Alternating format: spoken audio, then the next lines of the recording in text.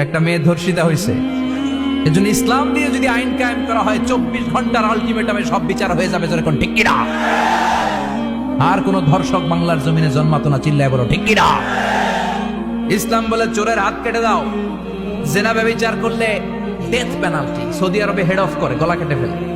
বাংলাদেশেও যদি এটা করা যেত, খবর হয়ে যেত। আর কোন ধর্ষক বাংলার জমিনে জন্মাতো না, চিল্লায় বলো ঠিক কিনা? চুরি করলে হাত কাটো, কথাটা কার? السارق والسارقة فاقطعوا أيديهما جزاء بما كسبا نكالا من الله والله عزيز حكيم.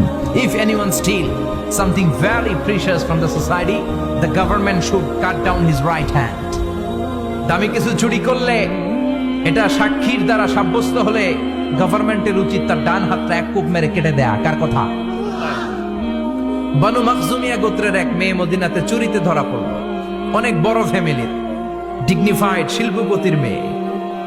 সাহাবারা বলল, এই মেয়ের হাত যদি বিশ্বনবী মদিনায় কেটে দেয়, মদিনাতে তো মারামারি লেগে যাবে। কে বলবে বিশ্বনবীর কাছে যে সুপারিশ করার ক্ষমতা কেন নাই?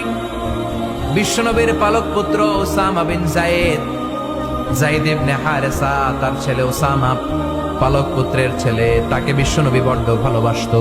তার উপাধি হলো হুব্বু রাসূলিল্লাহ, বিশ্বনবীর ভালোবাসা। সবাই বলল, ওসামা, আমরা যে বলতে পারবো না, তুই যে নবীরে সুপারিশ কর। ও নবী, যদিও চুরি করেছে মেয়েটা, সাব্যস্ত হয়েছে, কিন্তু আপনি মাফ করে দেন, হাত কেটে দিয়েন না। ওসামা যে বলে, নবী হাত কেটে দিয়েন না। বিশ্বনবীর চেহারাটা আগুনের গোলার মতো লাল হয়ে গেল। বিশ্বনবী বললেন, ওসামা, এটা আল্লাহর আইন, সুপারিশ করার সাহস তোর বুকের ভিতরে দিল কে? কে দিয়েছে স্পর্ধা? লাউ আন্না ফাতিমাতা বিনতি মুহাম্মদ সারাকাত লাকাতা মুহাম্মাদুন ইয়াদাহা। এই মেয়ে তো দূরের কথা, আমার কলিজার টুকরা, নয়নের পুটুলি, জান্নাতি নারীদের সর্দারানী আমার মেয়ে। ফাতেমাও যদি চুরিতে ধরা পড়ে, আমি তলোয়ারটা বের করে ফাতেমার হাত কেটে দিতে 1 সেকেন্ডও দেরি করব না। কারণ আইনটা কার? চিল্লায় বলেন কার?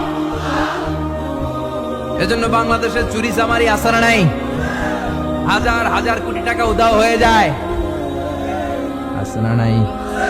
যারা এই চুরি করবে, হাত কেটে দেয়া হবে। বাইতুল মুকাররমের স্কয়ারের সামনে হাত কেটে দেয়া হবে। আর প্রতিটা চ্যানেল লাইভ ব্রডকাস্ট করবে, এটা সরাসরি সম্প্রচার। আমরা সবাই দেখবো কেমনে চোরদের হাত কাটে। এই নিয়ম যদি করে দেয়, দেশে আর চোর খুঁজে পাওয়া যাবে? কথা কন। তবে এই চোর লাউ চোর, ডাইল চোর, মুরগি চোর না, যারা 1000 কোটি টাকা মেরে দেয়। এক সিগনেচারে দেশের 10,000 কোটি টাকা নাই, চিল্লায় বলো ঠিক কিনা? এই চোরদের বিচার যদি করা যেত, তাহলে এই দেশে আর দুর্নীতি থাকতো? দুর্নীতি দমন কমিশনের দরকার হতো?